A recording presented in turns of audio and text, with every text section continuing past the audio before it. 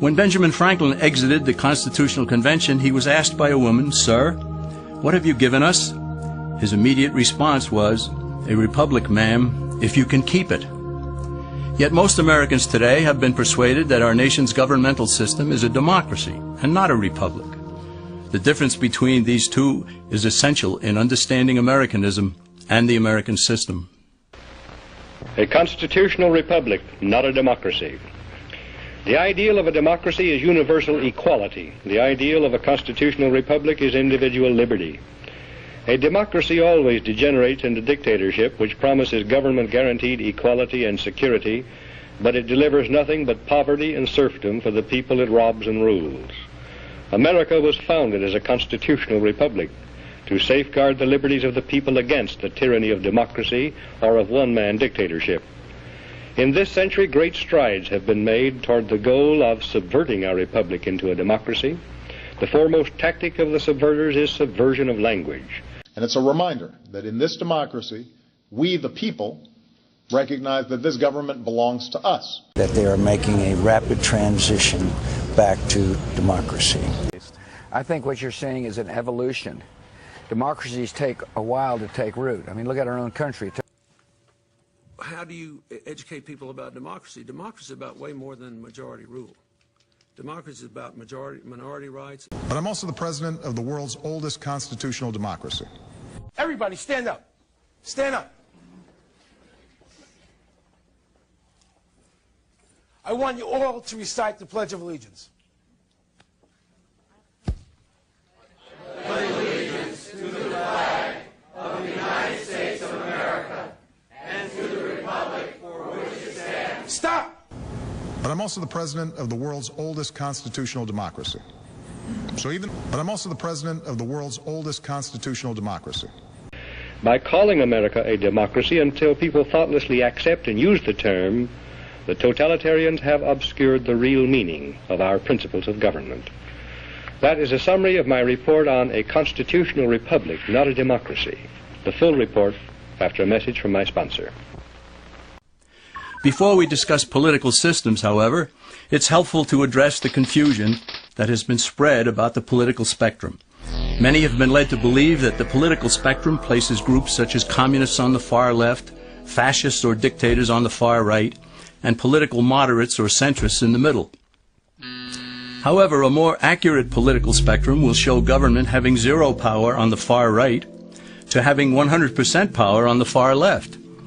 At the extreme right, there is no government. The extreme left features total government under such labels as communism, socialism, Nazism, fascism, princes, potentates, dictators, kings, any form of total government. Those who claim that Nazis and fascists are right-wing never define their terms. This amounts to spreading confusion. Toward the middle of the political spectrum can be found the type of government limited to its proper role of protecting the rights of the people. That's where the Constitution of the United States is. Those who advocate such a form of government are really constitutional moderates. So let's analyze the basic forms of government.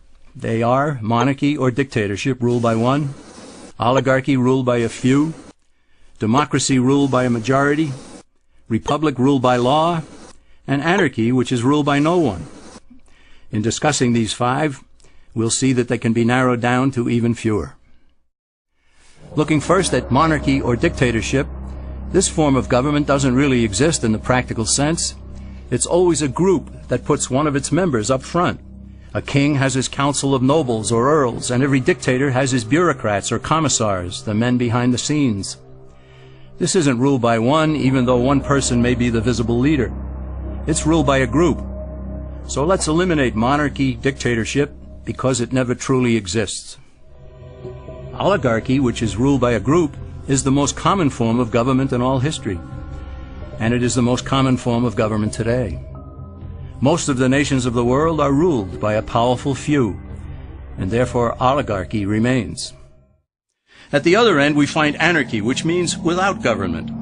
Some people have looked over history and found that many of its worst crimes were committed by governments. So they decided that having no government might be a good idea. But this is a mistake, because as the ancient Greeks stated, without law there can be no freedom. Our founding fathers agreed and held that some amount of government is a necessary force in any civilized, orderly society. In a state of anarchy, however, everyone has to guard life, liberty, and property, and the lives of family members. Everyone must be armed, and movement is severely restricted because one's property has to be protected at all times. Civilized people have always hired someone to do the guarding, a sheriff, a police force, or some branch of government. Once law enforcement was in place, the people were freer. They could leave their property, work in the fields, and so on. In short, the proper amount of government makes everyone freer. There are some who advocate anarchy, however, not because they want no government, but because they don't like what they have. They use anarchy as a tool for revolutionary change. The condition of anarchy is very much like a vacuum where something rushes in to fill it. These calculating anarchists work to break down the existing government with rioting, killing, looting, and terrorism. Tragically, the people living in such chaos often go to those best able to put an end to it and beg them to take over and restore order. And who is best able to put an end to the chaos? The very people who started it. The anarchists who created the problem then create a government run by them, an oligarchy, where they have total power. This is exactly what happened in Russia that led to Lenin taking total power, and in Germany where Hitler's brown shirts created the chaos that brought him to power. But anarchy isn't a stable form of government. It's a quick transition from something that exists to something desired by the power-hungry. It's a temporary condition, and because it isn't permanent, we eliminate it as well. The word democracy comes from two Greek words, demos, meaning people, and kratein, meaning to rule. Democracy, therefore, means the rule of the people, majority rule. This, of course, sounds good, but suppose the majority decides to take away one's home, or business, or children. Obviously, there has to be a limit. The flaw in democracy is that the majority isn't restrained. If more than half the people can be persuaded to want something in a democracy, they rule. What about republic? Well, that comes from the Latin, res meaning thing, and publica meaning public. It means the public thing, the law. A true republic is one where the government is limited by law, leaving the people alone. America's founders had a clean slate to write on. They could have set up an oligarchy. In fact, there were some who wanted George Washington to be their king. But the Founding Fathers knew history, and they chose to give us the rule of law in a republic, not the rule of a majority in a democracy. Why? Let's demonstrate the difference in the setting of the Old West. Consider a lynch mob in a democracy. 35 horseback riders chase one lone gunman. They catch him, and they vote 35-1 to hang him. Democracy has triumphed, and there's one less gunman to contend with. Now consider the same scenario in a republic. The 35 horseback riders catch the gunman and vote 35-1 to hang him, but the sheriff arrives, and he says, "You can't kill him. He's got his right to a fair trial."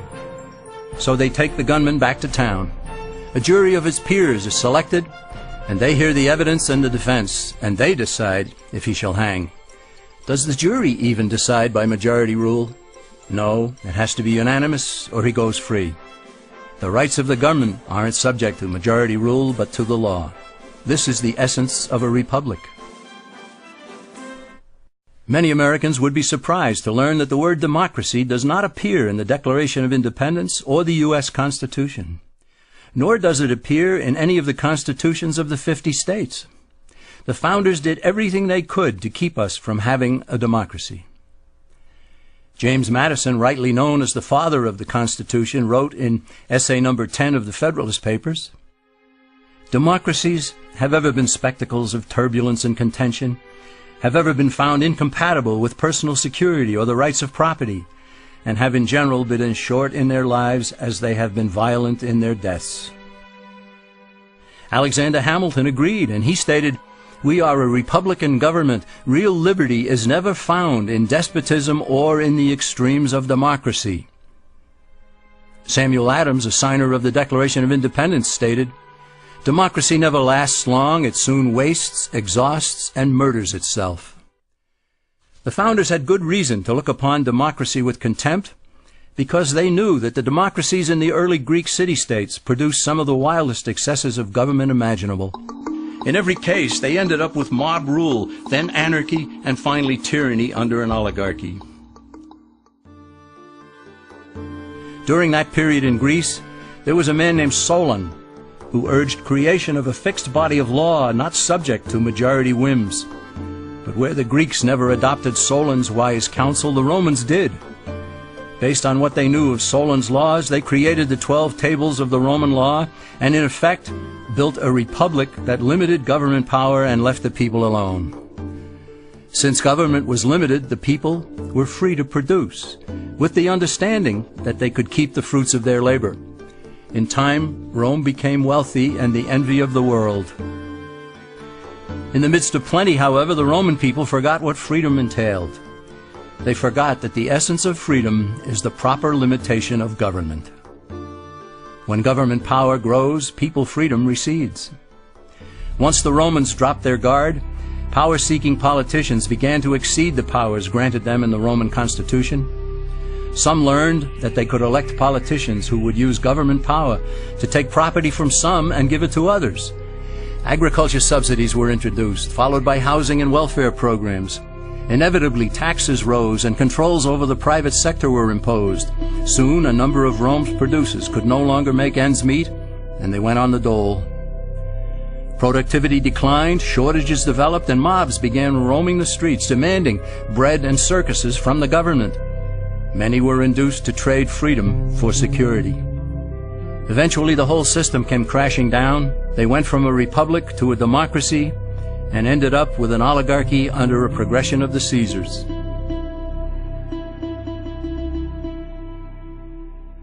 Thus, democracy itself is not a stable form of government. Instead, it is the gradual transition from limited government to the unlimited rule of an oligarchy. Knowing this, we as Americans are ultimately left with only two choices. We can keep our republic, as Franklin put it, or we will inevitably end up with an oligarchy, a tyranny of the elite. That we are a united people, pledged to maintaining a political system which guarantees individual liberty to a greater degree than any other.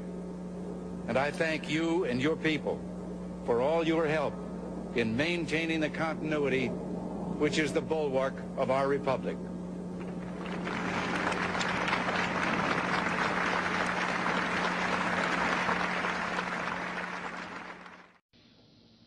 It makes sense for us to be able to redesign government, redesign government, redesign government. Because you have to be at the table of democracy forever.